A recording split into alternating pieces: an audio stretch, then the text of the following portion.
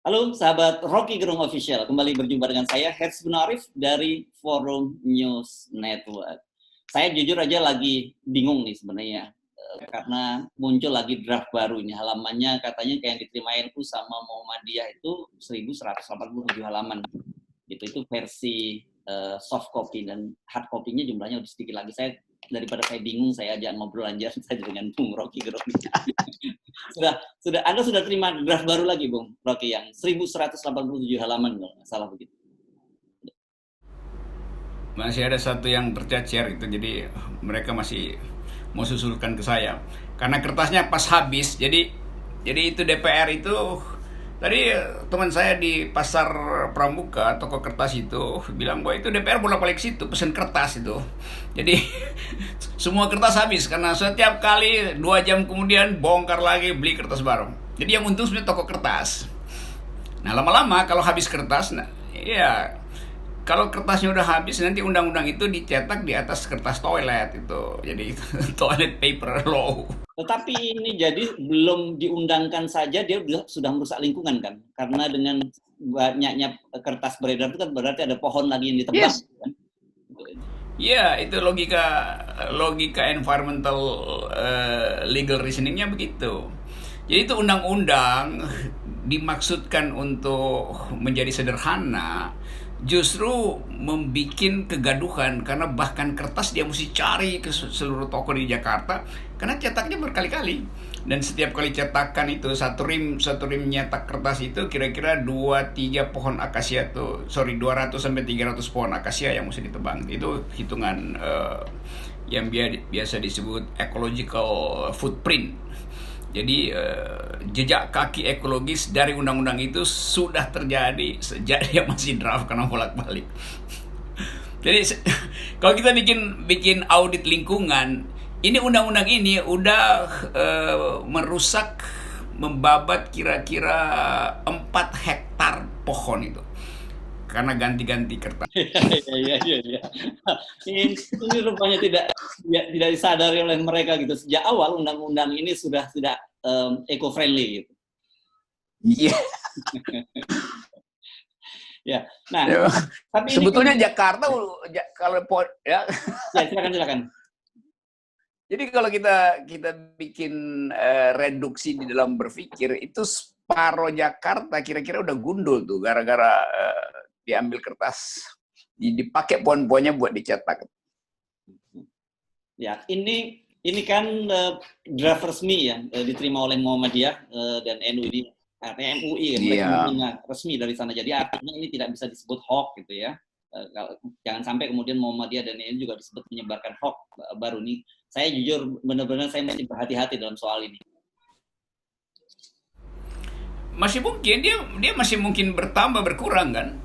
Kan kepercayaan kita terhadap yang disebut draft kemudian berubah menjadi soal debat soal jumlah halaman segala macam, kan mungkin sekali dibuat sedemikian rupa sehingga fontnya masih bisa diubah tuh untuk menyisipkan 2 3 kalimat gitu kan.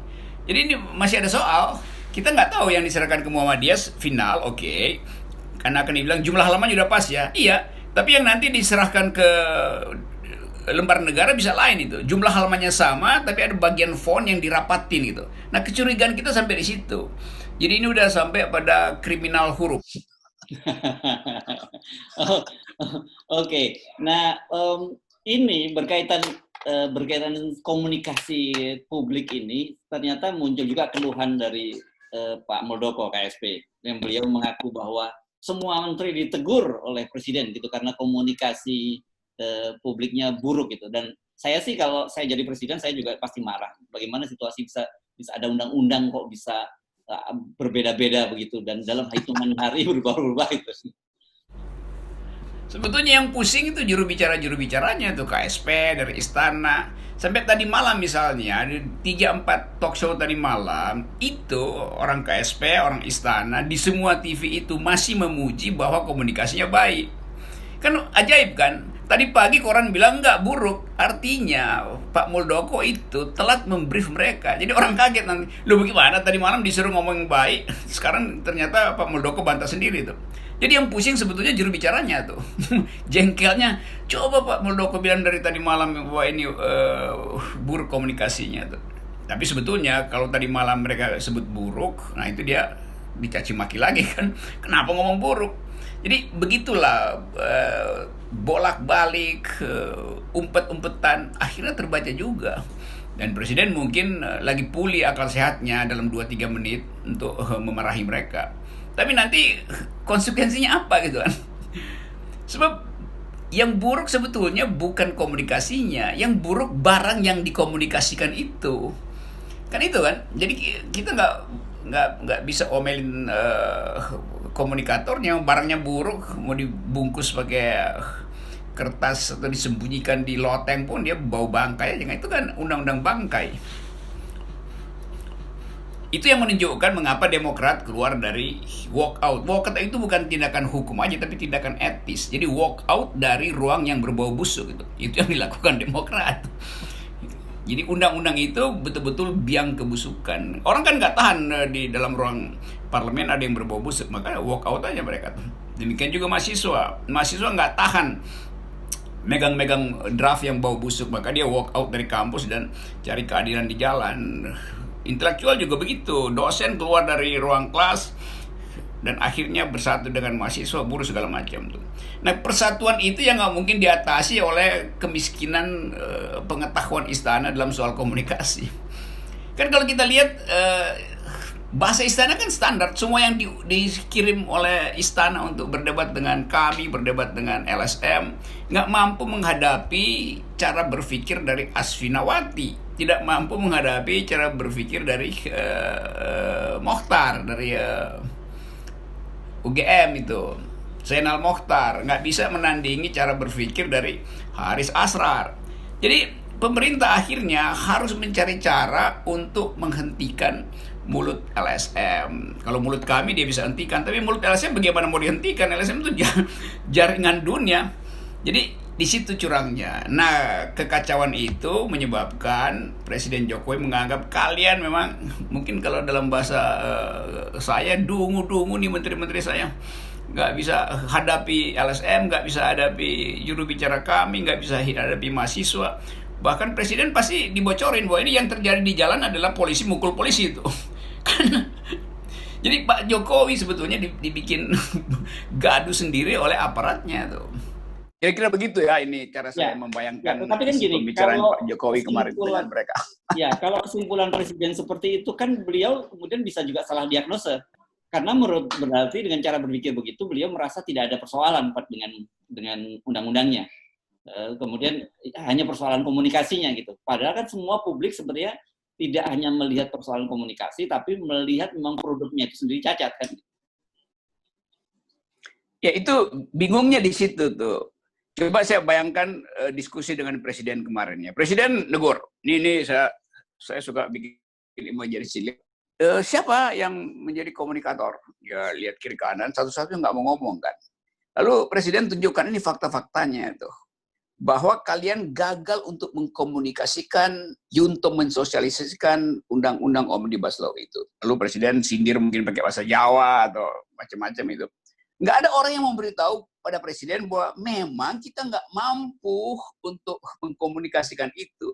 Karena barangnya sendiri adalah barang yang cacat. Kan bagaimana mungkin mempromosikan barang yang cacat dari awal, cacat pabrik itu, defaultnya ada sejak awal. Pada mahasiswa tahu bahwa Anda pakai cara komunikasi yang sangat baik pun kami tahu yang Anda komunikasikan itu barang cacat. Apalagi pada para profesor kan. Profesor nggak perlu format komunikasi, profesor tahu bahwa itu cacat. Jadi yang paling bagus sebetulnya adalah perlihatkan di mana cacatnya supaya Presiden tahu bahwa pola komunikasi apapun akan gagal kalau yang dikomunikasikan itu adalah barang buruk aja. Tapi kan Presiden nggak mau lihat itu kan. Nah itu yang Presiden. Presiden juga pasti diberitahu bahwa ini perubahan-perubahan format kertas itu tidak yang substantif loh. Ya Presiden pasti iyain nggak substantif. Tapi guru besar tahu bahwa itu terjadi perubahan substantif itu. Pers bahkan lebih gila lagi tahu bahwa bukan saja perubahan, tapi pengingkaran dari asas-asas pembentukan hukum. Nah, bagian-bagian beginian yang disembunyikan dari presiden. Dan karena punya kepentingan masing-masing. Kan sekarang masing-masing partai mengintip kepentingan di dalam undang-undang itu. Bagian pajak si partai ini yang lagi ngincer, bagian industri ekstraktif Partai Golkar pasti punya kepentingan, bagian distribusi, bagian segala macam kan. Jadi mereka sebenarnya bersekutu untuk menyembunyikan kebusukan ini. Nah, Pak Jokowi sebagai presiden tentu hanya dilaporkan bagian-bagian yang membahagiakan dia. Jadi saya menganggap, ya saya tetap kasih kritik pada presiden, bahwa ini keinginan presiden kan. Karena presiden dari awal ingin ini dicepat-cepetin, maka terjadilah persekongkolan yang di ruang gelap. Jadi itu konsekuensi dari kekacauan ide pada presiden, ketidakmampuan presiden untuk membaca akibat. Ya, tapi kalau dari sisi kita kan, kita sepakat kemarin melihat sesuatunya dari sisi entertainment. Jadi kita kan nyebutnya kemarin politainment gitu. Situasi kekonyolan ini sebenarnya menurut saya ada gunanya juga gitu, cukup menghibur. Jadi katarsis kita di tengah ketegangan situasi dan kejumutan situasi saat ini, Bung Rocky. Iya, kita buat sementara kita katakan rasain lu menteri diomelin sama bos lu tuh. Tapi pada saat yang sama kita tahu menteri juga bilang, iya bagaimana gue nggak diomelin, gue mesti nipu kok. Jadi ini tukang tipu yang nggak bisa ngaku karena dia punya kepentingan dengan penipuan itu. Nah, presiden sebagai orang yang menginginkan agar supaya penipuan ini dibikin rapi loh, ternyata bolong. Jadi ini webinar antar tukang tipu tuh. Kalau mau digambarkan begitu tuh. Sekali lagi ini gambaran imajinasi saya. Bukan saya tuduh bahwa webinar presiden ini adalah mengundang para penipu. Enggak, saya cuman mengentertainkan bagian-bagian khusus dari politik. Karena tapi clear kan tadi kalau kita baca apa yang disampaikan oleh Pak Muldoko itu. Jadi memang beliau menyatakan bahwa presiden menegur itu karena memang komunikasinya yang buruk begitu. Tapi kan kita perlu mengingatkan pada presiden persoalannya bukan hanya komunikasi, karena kalau nanti itu diambil sampai pada kesimpulan dari presiden, beliau akan menghadapi situasi lagi ternyata masih muncul masalah baru lagi. Itu juga ajaib tuh. Muldoko mau ngomong ke siapa? Kalau dia ngomong ke buruh, ngomong ke masyarakat sipil, ke mahasiswa kan bilang, gue udah bilang juga apa lu, gue kata juga apa lu, ngapain lu ngadu lagi? Jadi pesan Muldoko itu buat siapa coba? Kan gak ada poin kan? Jadi terlihat bahwa semacam ruang UGD yang salah suntik, salah ukur suhu pasien, salah jahit. Yang terjadi begitu tuh, kekacauan di ruang UGD begitu. UGD politik istana itu di KSP terutama tuh. Nah, kemarin kan kita bicara tentang lembaga LP3S, temuan LP3S berkaitan dengan big data yang disampaikan oleh LP3S. Nah, yang menarik, saya perlu kukuhkan lagi nih. Ternyata menurut pertemuan dari LP3S memang partai-partai banyak politisi dari partai-partai pendukung pemerintah itu seperti kalau dia menyebutnya dalam istilah Jawa tinggal gelanggang colong pelayu gitu. Artinya ketika ada ribut ini nggak mau pasang badan, yang pasang badan malah buzzer gitu. Itu beda dengan politisi PKS dan Demokrat yang betul-betul mereka sangat aktif di media sosial. Yaitu keadaan itu menggambarkan bahwa semua player berebut bagian yang paling menguntungkan lalu kabur. Karena menganggap bahwa ngapain lagi patuh atau berdisiplin pada kekuasaan yang sedang goyah. Itu kan watak politik kan, yang menganggap bahwa ya jangan-jangan 2 minggu lagi omnibus ini justru naik menjadi mosi tidak percaya lalu berubah menjadi impeachment tuh. Jadi itu soalnya kan. Kan yang paling aneh misalnya Golkar dan PDIP kok bisa tidur seranjang dalam undang-undang ini. Padahal ini adalah perkawinan yang tidak suci antara Golkar dan PDIP. Dari awal itu secara ideologis berbeda. Tetapi mengapa mereka mesti kawin? Karena masing-masing ingin membagi harta gono gini dulu sebelum perkawinan itu bubar kan. Jadi Kita bayangkan itu.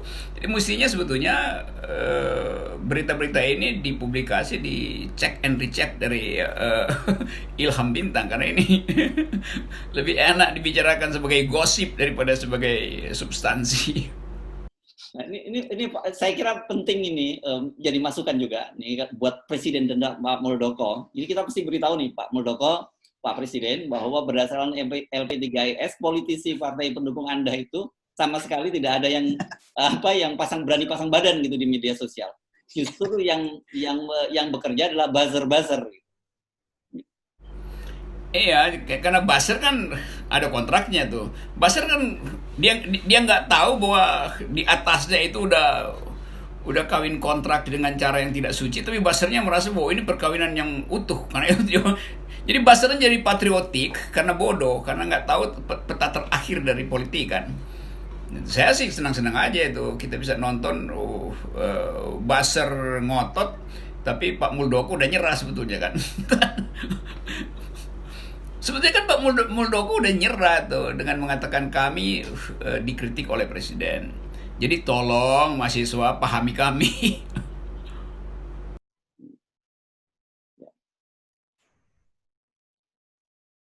Oke, Bung Rocky, kalau kita amati sekarang ini kan Presiden tetap pada posisi akan terus melanjutkan Omnibus Law, gitu ya. Artinya ini Presiden kelihatannya pada kasus ini akan menandatangani, gitu, tidak akan membiarkan itu sampai menunggu 30 hari berlaku. Gitu.